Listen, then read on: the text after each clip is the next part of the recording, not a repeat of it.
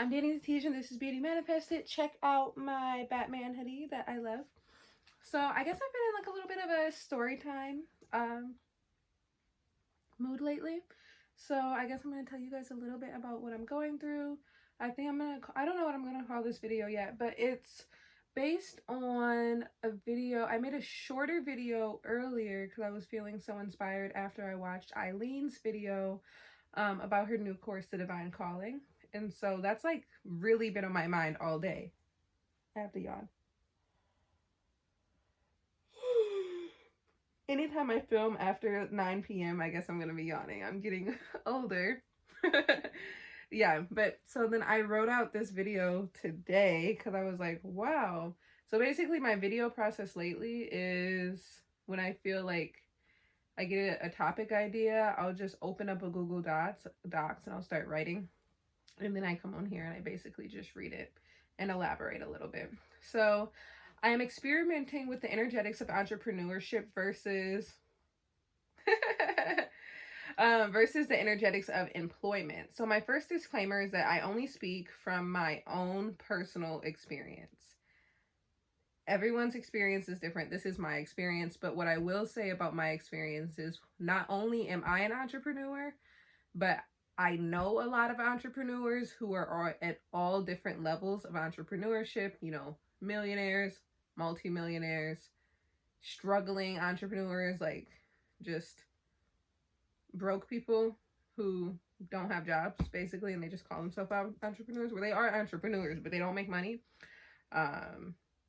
Old people who have businesses, young people who have businesses, people who have hundreds of employees versus people who have no employees, you know, all kinds of different entrepreneurs. And then also I watch a lot of YouTube videos of like entrepreneurs. So I follow the Grant Cardones, I follow the Gary V's, I follow the impact theories, I follow, you know, all of that other people do. Like I receive a lot of business content as well. So I'm not an expert. This is my personal opinion. This is my experience, but I'm not just pulling this out my behind either. Like, okay, so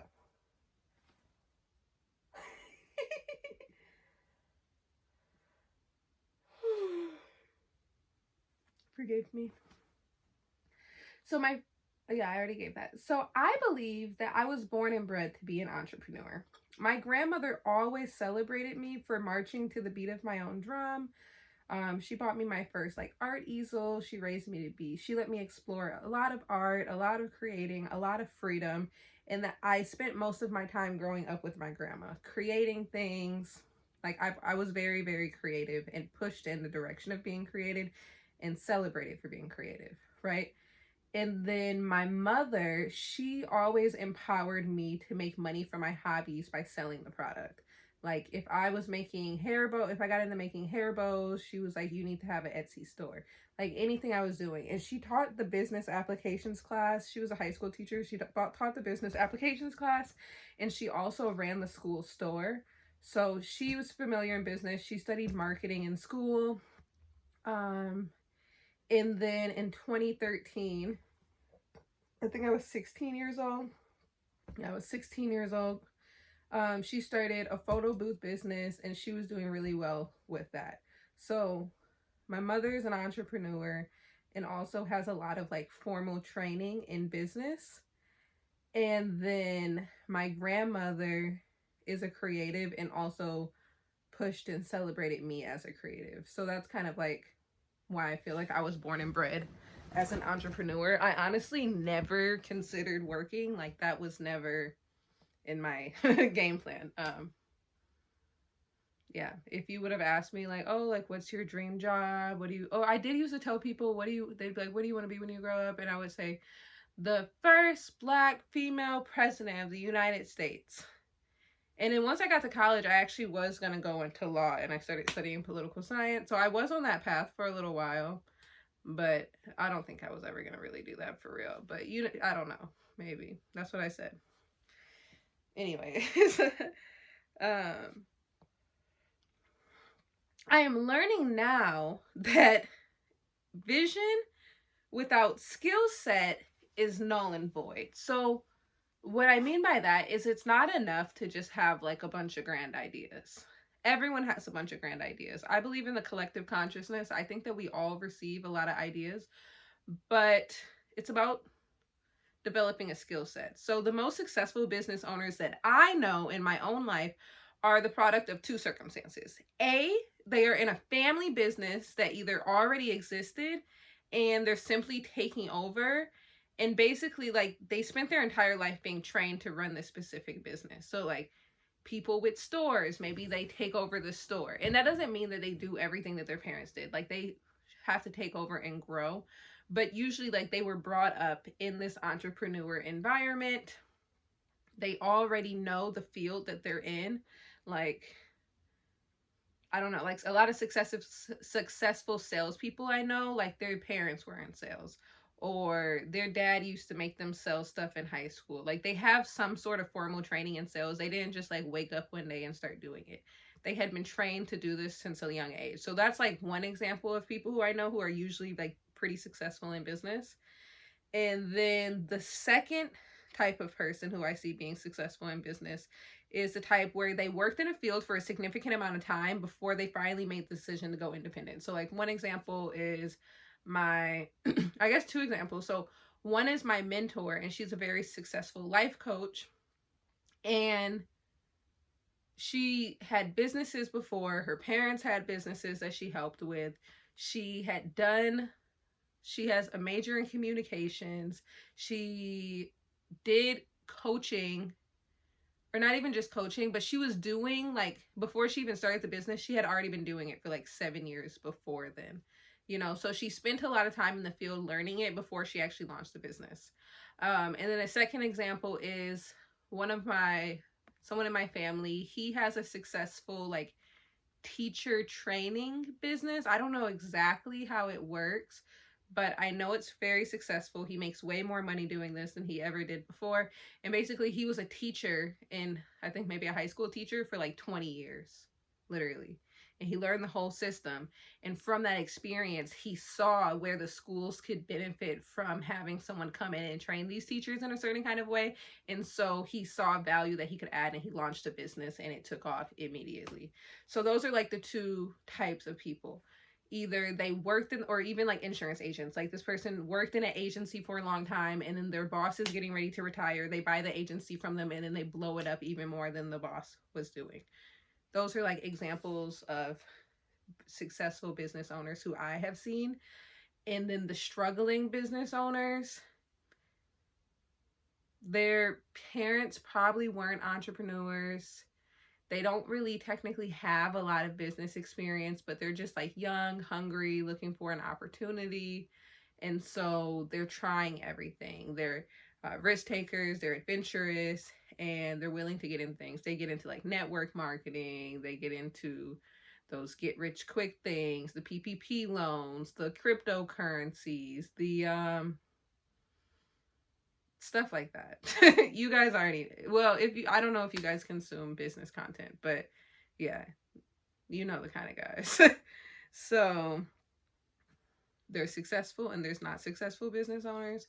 And, you know, like the person who took the time to work for someone for a long time before they launched their business, they still had to learn things. It's not like it was like super easy, but they did have a lot of skill sets that they had already developed going in. So basically what I've learned and gathered from this experience and observing is, in the energetics of employment versus entrepreneurship, I feel that it really would value you to be an employee first.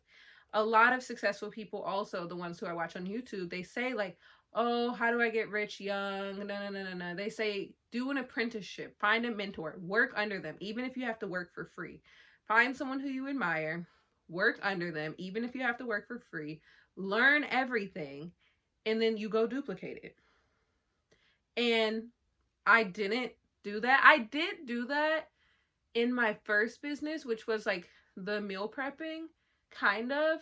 Like I had a mentor. I was working in a dance studio as an independent contractor, and my mentor was a wonderful business owner. She was scaling. She was awesome. And so I worked under her. I learned a lot about her. I learned her systems. I learned her processes. She was like super transparent and like amazing. And then I implemented those in the businesses that I started. But as far as insurance is concerned, like, I really didn't know anything about insurance when I got involved. I should have. If I could go back, I would work in an agency for a few years first. That would have let me know if I even like doing insurance before I opened a whole business for it. So that would have been great. I would have learned management skills. I would have learned a lot of things on someone else's dime before I just went and launched this thing. So that's what I would do if I did it again. But I don't have any regrets. Everything's a lesson, and I made it happen anyways.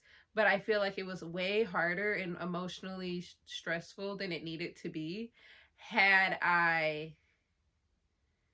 better prepared. Like, basically, lack of preparation, lack of proper planning, lack of research.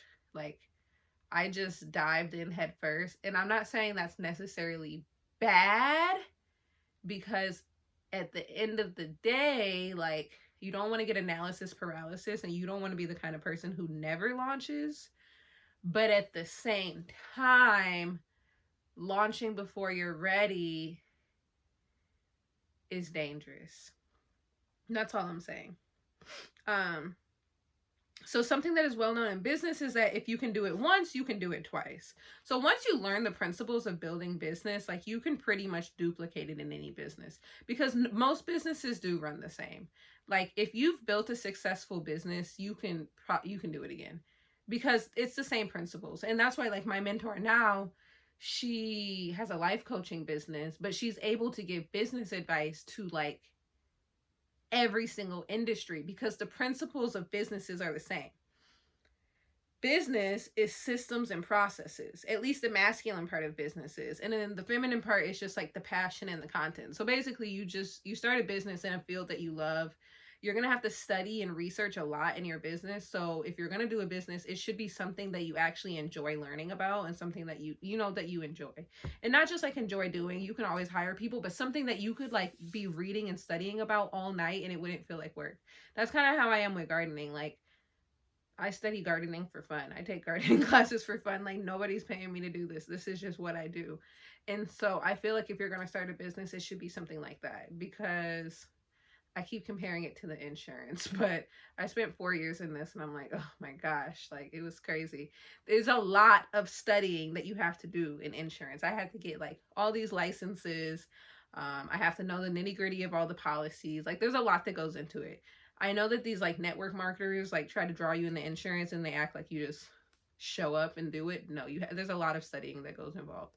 And obviously, like, from the masculine paradigm, like, just do it and get it done. Remove your emotions from it. There's a lot of money to be made in it. It's a wonderful industry to be in. It's recession proof. It's great. It's wonderful. All of that. That's why I got into it from the first place. It's a great industry to be in. There's more millionaires created in the insurance industry than any other industry. It's a great industry to be in. But it was just always a struggle for me, because it was difficult for me to remove my emotions from it. And I just didn't want to do it. Like, point blank period. Anyways, if you haven't received the formal training to build a business, then it will be difficult to get your business up off the ground, which is why many businesses do not make it past year 3. If I were to go back in time, I think I would work in an insurance agent. I talked about this. I would work in an insurance agency for a few years under a boss who I admire. And then when I am ready to go independent, I will model my business off of my mentor. This is a recipe for success. You've already seen this successful person doing it, and then you just do what they do. Especially if at this time I already knew I would go independent. And so I took time to network in the industry. I read books recommended by my mentor. I wrote business plans. And then also, while getting paid on their dime, I'm learning the industry. I'm learning how to do it. I'm learning the systems and processes. I'm learning everything. And then that way I'm not learning and trying to get my business off the ground at the same time. That way I'm not trying to train staff and also learning at the same time. Duh. I'm saying duh to me because I'm like, how did you not know that? But I didn't know. It is what it is. And a good boss wants to employ someone with this mindset and will be happy to pour into you. Honestly, like my bosses have been some of my greatest mentors. If they feel like you're competing with them, fire that job and get a new one. You don't want a boss who's like say you're working at an insurance agency and you tell your boss that one day you would love to have your own insurance agency. If they take that as competition, fire them. Like, get out of there immediately. That's lame. That person should try to pour into you. They should even try to like make a plan for how you could do that, like maybe a 5-year plan, like something. Like, why would they not want to invest in you as an employee? Because you're investing in their business. So don't work for someone who's not investing in you.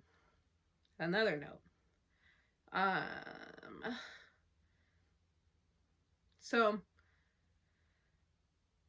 this will save you a lot of money, save you a lot of time, and give you so much more confidence going into your new business. At this stage in my journey, so now I've shared my little experience I've had in insurance.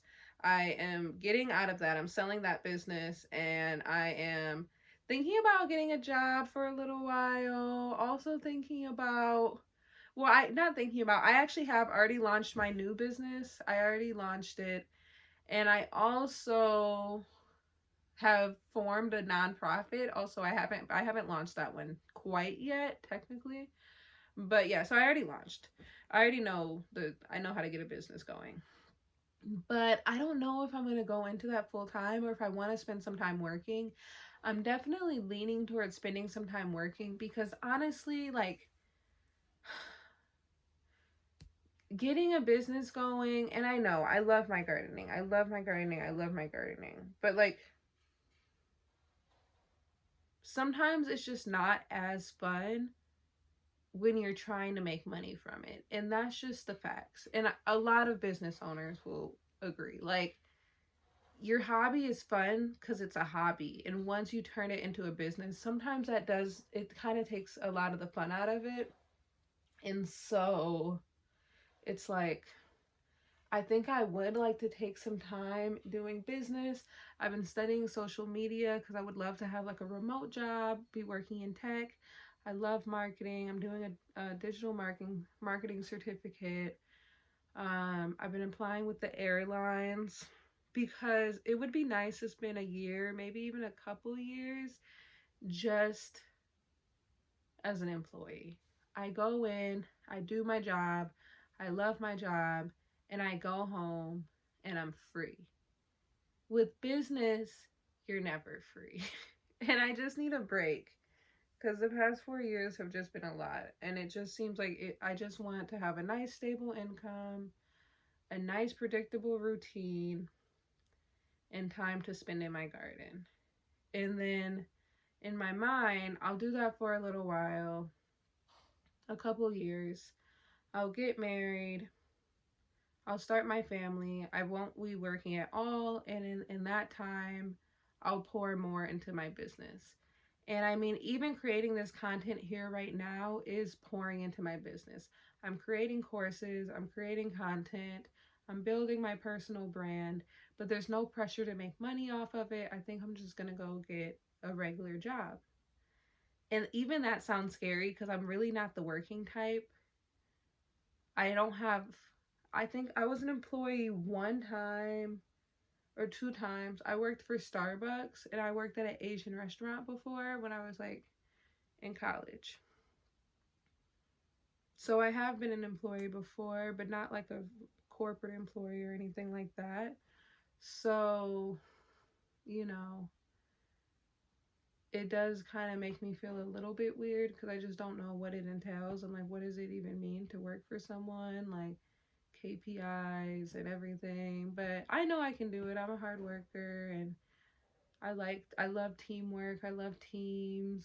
I'm a self-starter. I'm a leader. Like, it can't be that hard, especially after I just ran this whole agency with multiple employees. I've had like 8 employees over the past 4 years. How hard could it be to have a job and I only have to manage myself, you know? So I don't know. We'll see what happens. But yeah, I think I want to get a job for a couple years, something I really love, and something that allows me to still have time in my garden and also enough money to be able to travel and also spend money on my garden, because the gardening is not cheap. And then I'll get married, I'll start a family, I'll stop working, and my business will be growing all along, my online business. And that's kind of my, I guess, my 5-year plan. There's a lot of variables that are outside of my control, but yeah, I'm not in a rush or anything. Let me see, where am I? Yeah, so I said at this stage of my journey, I'm learning towards short-term employment. Not short-term employment. I just want to do something I enjoy. I don't know how long I'll do it for. I'm hilarious. Not short-term employment. I crack myself up. Yeah. I want to work in a job that will allow me to be around the kind of people I envision being in my desired outcome. I told my baby sister when she was applying for part-time jobs while she was in school to apply somewhere high-end, either a high-end restaurant or a high-end hotel. Not only is there a lot of downtime that could be spent studying when you work at a hotel concierge, but also at a nice hotel, you will be around people who have worked to afford to stay there, which will expand her for the future. You know? And she actually did. She started working at a hotel restaurant and she loved it. And she was a server. She got really big tips from all these like corporate parties they would have. She met so many cool people. She got close with management. And I think they actually offered her a job after graduation in the marketing department, which is just awesome. And now she'll get all of these like hotel perks and benefits when she travels. And she already travels a lot because my mom works for the airlines. So it was just like perfect. So I'm like, look at how that worked out. I guess I give pretty good advice. Big sis of the year. Yeah, so now that I am transitioning out of my business, I'm considering that same advice for myself. Your network is your net worth. Your education is your most prized possession. The experience for me is more valuable than the pay. I'm not going to do something just because it's the most high paying job. And at the end of the day, a job is just a job. And like, I know it sounds like I'm hating on insurance, but it's just because I'm in the middle of this transition. But it's like, yeah, insurance is super stable. Yeah, you can make a lot of money in insurance. Yeah. But at the end of the day, it just wasn't worth it for me. The kicker for me was the brick and mortar store. That was the kicker for me. Like, I did not like having to run an office. I did not like having to deal with landlords. I did not like none of that. Like, I want to have an online business where I can be free, or an employee where I'm not responsible. When the office is flooding, I don't have to go sweep up water. I don't have to go argue with the landlord. I don't have to do all that. I just go home. As a matter of fact, I even get the day off because it's so much chaos going on at the office. Must be nice. Must be very, very nice. But like, when you own the place, you have to stress about all of that. It's very stressful. You have to push for sales, because if you guys don't make the sales that month, how are the employees going to get paid? How is the rent going to get paid? How, like, you know, you have to keep the floors clean. Like, I'm the janitor at this place.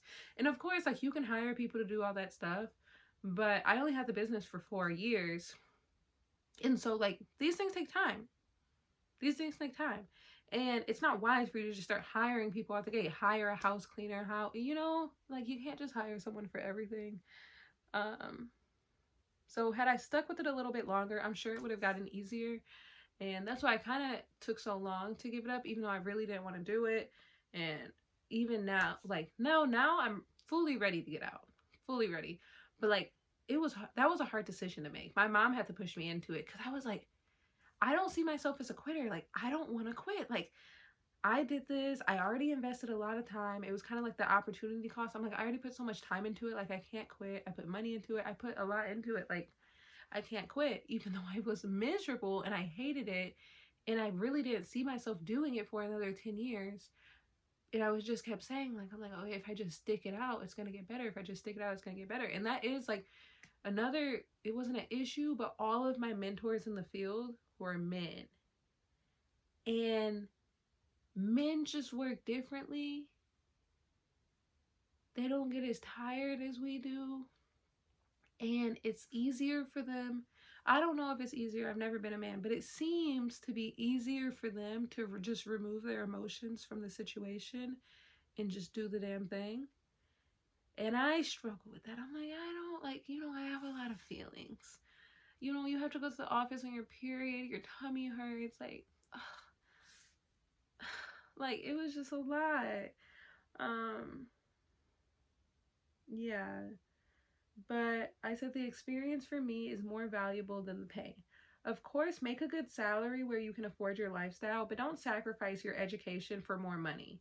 Consider the perks, travel benefits, clothing discounts, access to rich people, etc., etc. You know, the kinds of friends that you might make there, the kinds of people you might meet. Like, those are all perks of a job. Consider all of that. And of course, like I told you, I haven't spent a lot of time in corporate, so I don't know everything. But you know, like stock options and healthcare, and I know one guy. He actually got a lot of benefits. They paid for his gym membership.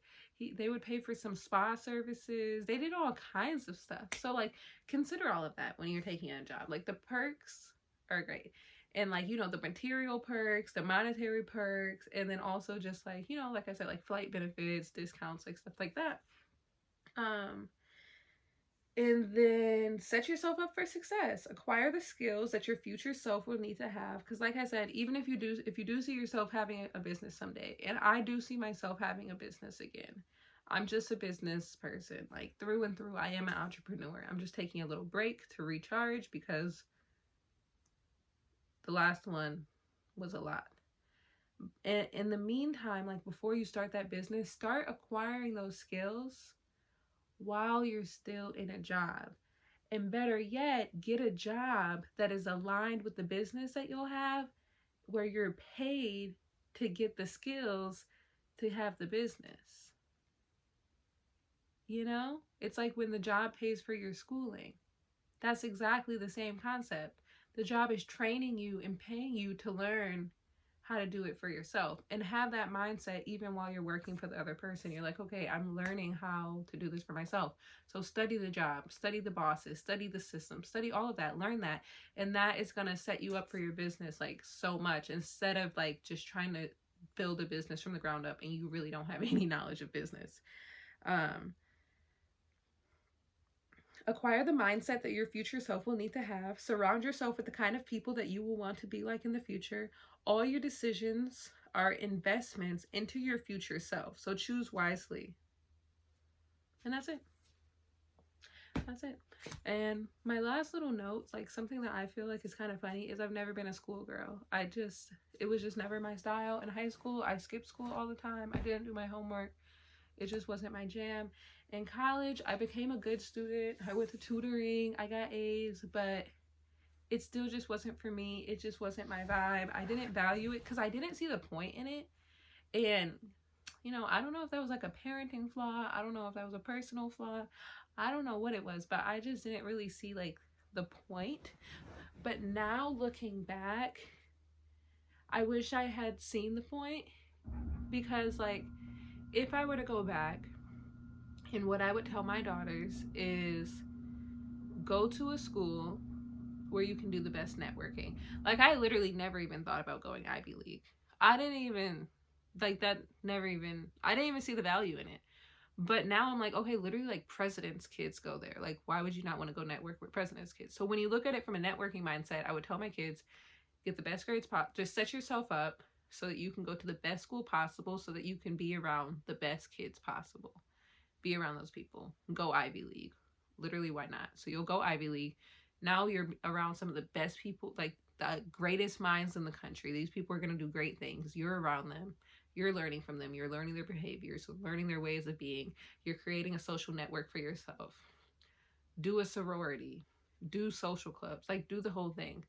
And obviously your counselors tell you that in college, but I didn't go to a super great college anyways, starters, because my grades were not that good in high school. So for starters, and your life still gets to be good. Like, a lot of the, you know, I don't know if most of the billionaires even went Ivy League, but if you can, why not? Like, my older sister, she did a sorority in college, and at the time I didn't really see the point, but now I'm like, that's actually really smart, because it's all about the network. It's all about the network. But I wasn't thinking about that. I was just having me a good time. So just do the thing that's going to set you up for success in the long run. And if you don't have your parents telling you this, then tell yourself this. Watch some YouTube videos. Like, just figure out, like, find someone who you look up to and then model your life after their life. And that's basically the whole manifestation concept of acting as if. Act like the person who you want to be. And you can literally put an exact example. It's called mentorship.